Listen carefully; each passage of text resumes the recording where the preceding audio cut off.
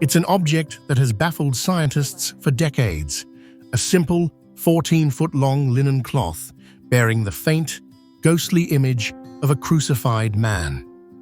For millions, it's a sacred relic, the burial shroud of Jesus Christ. For others, it's history's most clever forgery.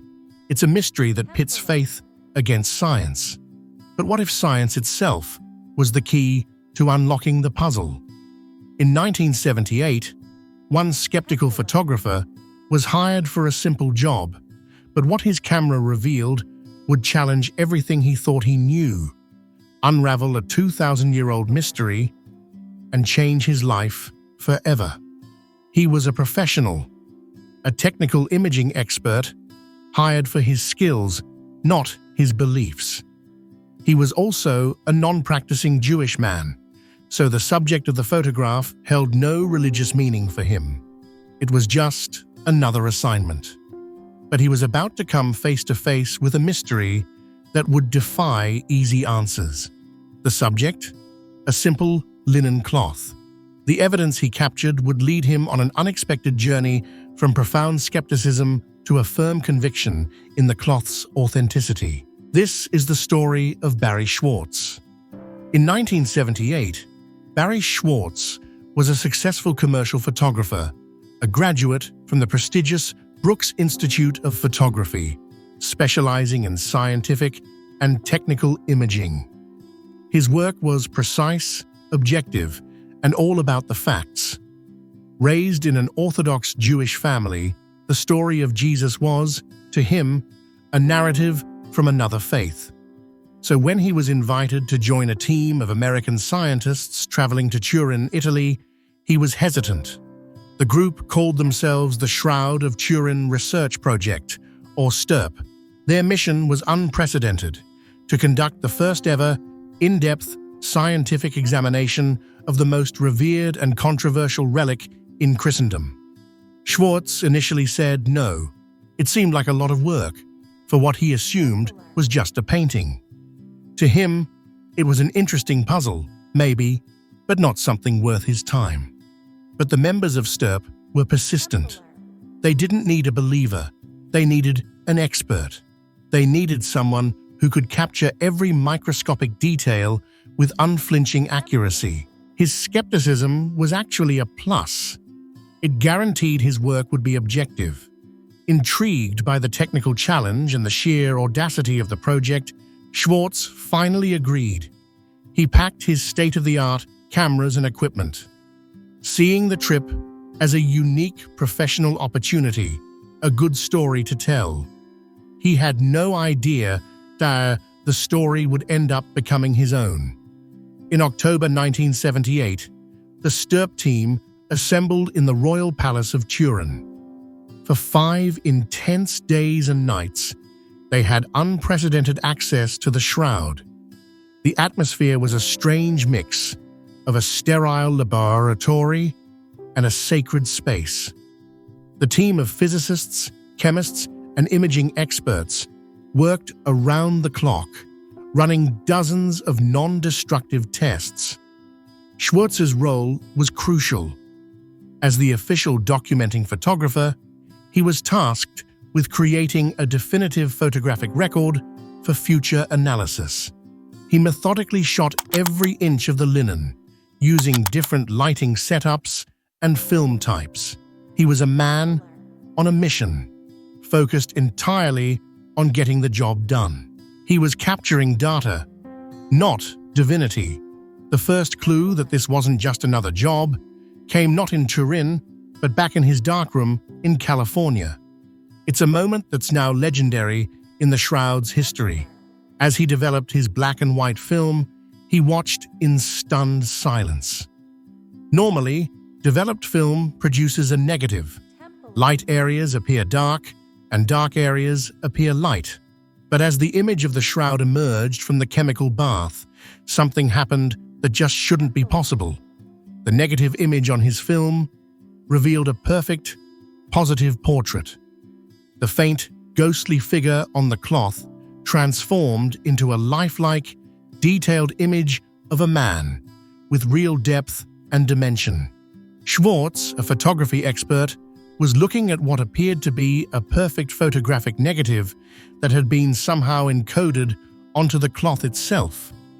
It was a moment that sent a chill down his spine. He knew photography, and what he was seeing was impossible. This was the first major crack in his wall of skepticism.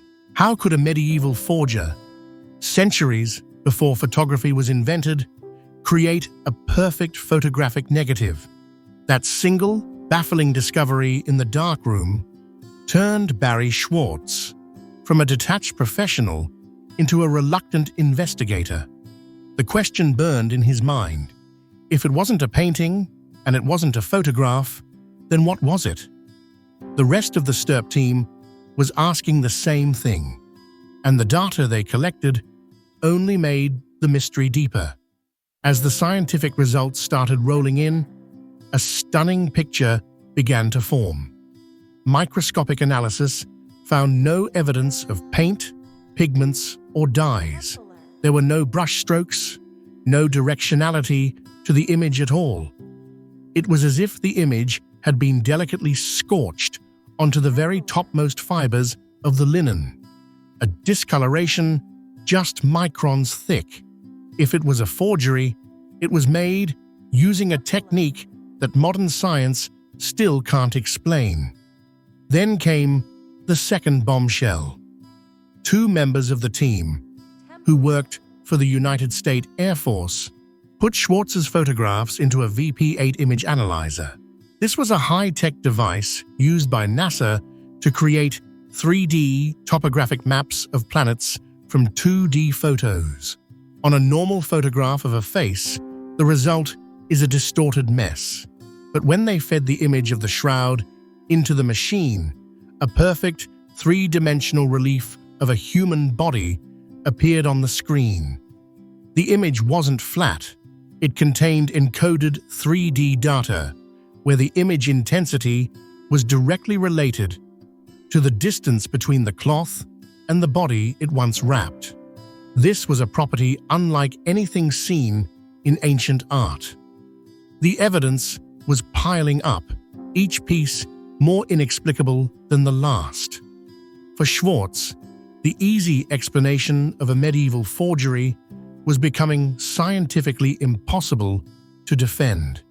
Of all the scientific data from the STURP investigation, one discovery was more profoundly unsettling than any other. On the cloth, overlaying the faint body image, were darker stains that looked like blood. Their location, at the wrists, feet, side, and across the scalp, was chillingly consistent with the Gospel accounts of crucifixion. But was it real blood? Dr. Alan Adler, a blood chemist on the team, was tasked with finding out. The samples confirmed it. The stains were real, human blood. But there was another layer to the mystery. The blood was still red. Over centuries, blood degrades and turns black or brown. The blood on the shroud, however, remained reddish. Dr. Adler proposed a startling hypothesis. His analysis found exceptionally high levels of bilirubin, a substance released into the bloodstream under extreme trauma and violent death. High levels of bilirubin, he suggested, could affect the blood's color over time. This explanation remains a topic of scientific debate, but for Barrie Schwortz, it was a turning point. This wasn't just an abstract data point, it was forensic evidence of a man who had been brutally tortured. The presence of high levels of bilirubin wasn't something a medieval artist would even know to include. It was a silent, scientific testimony to immense suffering. The cloth wasn't just an image, it felt like a crime scene. For Schwartz, the purely academic nature of his investigation was over. This had become deeply personal. The evidence was overwhelming. No paint, 3D information, real blood from a tortured man. In the end, the STURP team was forced to a single, stunning conclusion. They didn't know how the image was created. every known scientific explanation for how an image could be made, artistically, chemically, or physically, was ruled out by the data. The team's official report concluded that the image remains a mystery. For Barrie Schwortz, this was a moment of intellectual surrender. As a photographer and a man of science, he had followed the evidence, and it had led him to a place beyond easy answers. But the intellectual reckoning was followed by a much deeper, personal one. He was a Jewish man, confronted with the most tangible and scientifically bewildering artifact ever linked to the central event of Christianity. The forensic data pointed to a man who was flogged, crowned with thorns, crucified, and speared in the side. He was wrestling with physical data that seemed to validate the crucifixion narrative of Jesus. This wasn't a sudden conversion to a new religion. It was the slow, methodical dismantling of a lifetime of skepticism, not by sermons or scripture, but by observable scientific fact. He had approached the shroud as a skeptic, armed with a camera. He was now leaving it as a man convinced of its authenticity, armed with evidence he simply could not deny. His science hadn't destroyed the mystery, it had made it even deeper. The story of the shroud is not without its sharp turns. 10 years after the Stirp investigation in 1988, the Vatican authorized a small sample of the shroud to be tested using carbon-14 dating. The results were a bombshell. 3 separate labs dated the cloth to the medieval period, between 1260 and 1390 AD. For the public and much of the media, the case was closed. The shroud was declared a fake. For the Stirp scientists, including Schwortz, this made no sense.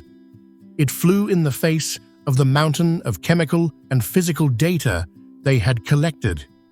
How could a medieval forger create an object with properties that 20th century science couldn't even explain, let alone duplicate? Schwortz, now personally invested, began to advocate for a closer look. Over the following decades, many scientists did just that. They pointed out that the single sample taken for the carbon dating was from an outer edge of the cloth, an area known to have been repaired by nuns in the 16th century after a fire. This corner was also the area handled by countless people over the centuries. Could the sample have been from a medieval patch woven into the original fabric?